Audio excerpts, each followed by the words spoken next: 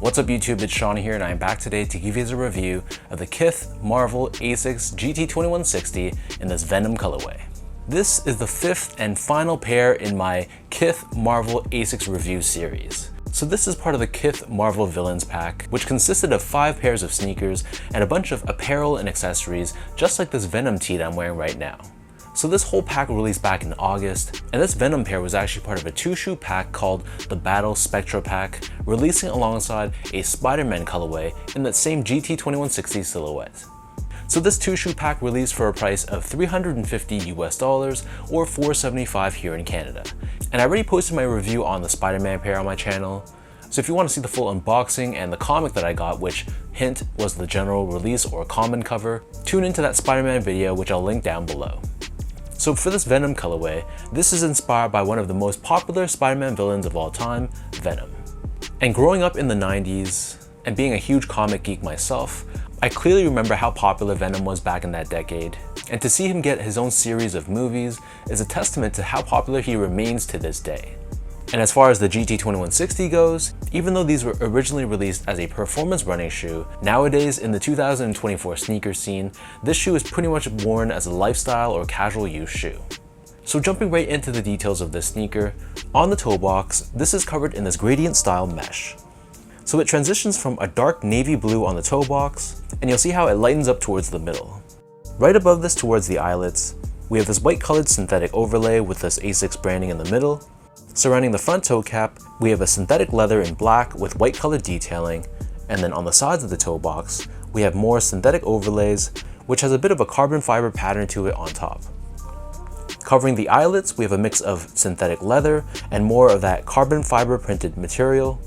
And underneath this, you can see how the mesh transitions from a dark blue to more of like a light teal color. And then overlaid on top of this, we have the signature Asics stripes, which are done in a mix of black and that light blue color. Moving downwards towards the heel, we have this large synthetic overlay in a mix of black and white. On the lateral side only, we have GT-2160 branding, and then underneath this, the mesh on the heel, you'll see how it returns back to that navy blue finish. On the bottom of the heel, we have this black colored synthetic leather, and then on the middle of the heel, we have this puffy or 3D branding with Ronnie Fieg's last name on the right foot and Marvel branding on the left foot. And then on the very top of the heel, we have this black colored mesh, along with a small layer of reflective silver 3M. As far as the laces go, so just like any other pair in this collection, each pair comes with 4 different lace options. The standard lace that they come with is an oval shaped black lace, but they also come with a white or blue colored oval lace, along with a thicker rope style lace in black with hits of white. Underneath this, the tongue is also done in this gradient style, so it goes from a darker blue on the base to more of a teal tone on the top. On the top of the tongue though, we do have a black mesh overlay, and we have the semicircle branding on the top with the Kith logo on the right foot and Asics branding on the left. The interior of the shoe is covered in a black colored mesh. And then for the insoles, these come with your standard foam lined insoles, but we have an image of Venom on the top, and then stitched onto the heel we have Asics and Kith co-branding. So the upper of the GT-2160 sits atop this EVA foam midsole, which is completely blacked out. Incorporated within this midsole, we have Asics gel technology. This is visible on the lateral heel and the center of the heel, and this helps with impact protection and shock absorption. And then finally for the outsole, this outsole is done in a mix of black and blue colored rubber, and in the middle, we have this black translucent TPU shank plate, which is there in place to help with torsional rigidity and mid-foot support. So that breaks down the look and the construction of this pair. And for those wondering about how these fit, to me these fit like any other Asics GT-2160, so I personally go true to size. My foot measures as a true size 10, slightly on the wider side, and I got these in a size 10 and they fit me very nicely in a slightly snug way. So I feel like if you're maybe in between sizes and you like more of a roomy fit, you'd be better off going up to the bigger size. But in general, if you have a narrow, normal, or even a slightly wide foot, you should be fine going true to size.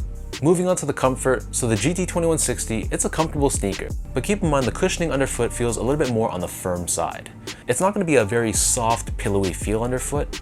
You feel a lot more support, and there's not that much give within this foam.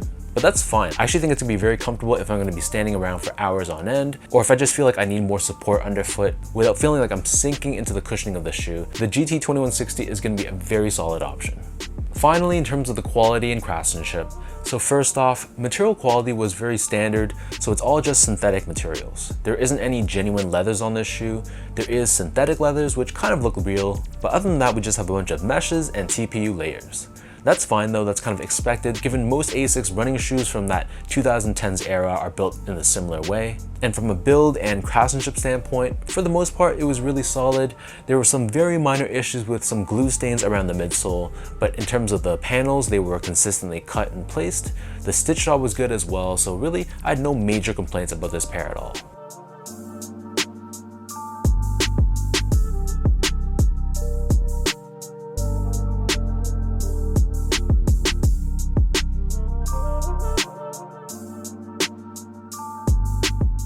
So with all that out of the way now, let's toss these on feet, I'll lace them up and I'll show you guys how these look.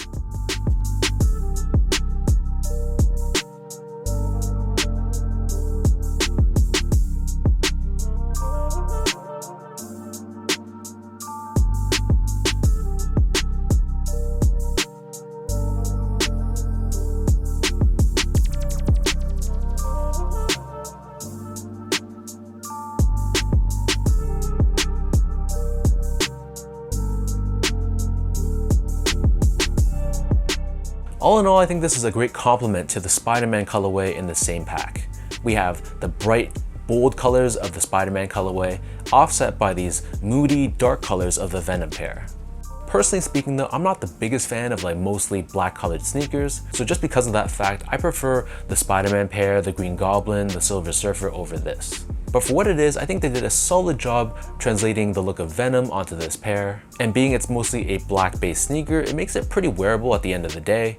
It's just, again, personal preference on black-based sneakers. It's just not my first choice when it comes to something to wear. So let me know in the comment section down below, what do you guys think about this Venom colorway of this Kith, Marvel, and Asics collaboration? What are your overall thoughts on this pair and how would you rank them among the 5 sneakers? As usual, if you guys enjoyed this review, be sure to like, comment, and subscribe to my channel if you haven't yet. You can follow me on Instagram at esgo8, check me out on X at sean.go spelled out, and visit my website at seango.ca. So thank you everyone for watching. Hopefully you guys enjoyed this review and hopefully it helped you in some way. Appreciate everyone that stuck around for this entire Kith Marvel Asics series. Hopefully it didn't bore you too much. Thank you for the continued love and support, and I'll catch you all in my next video.